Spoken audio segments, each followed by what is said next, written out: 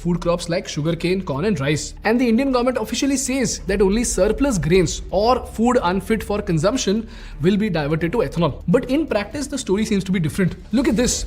In 2023-24, maize-based ethanol had surged to account for 42% of all ethanol produced.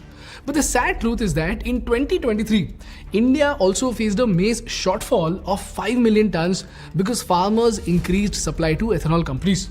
This shortfall had such a drastic impact on India that we were forced to become a net importer of maize to fulfill our demand. And mind you, India was once the breadbasket of maize for countries like Bangladesh, Nepal, Malaysia and Vietnam. But in 2024, India imported 0.9 million tons of maize, which is a staggering jump of 7,940%. So as ethanol demand grows, it is starting to eat into our food supply, and critics warn that with higher blending targets like E27 or E30, India will struggle for food.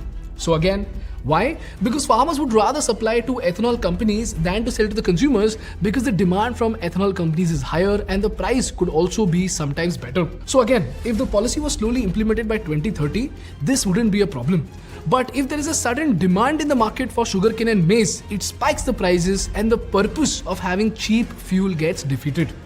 This is the third gap that the government has left in the execution of ethanol blending policy. And the fourth gap is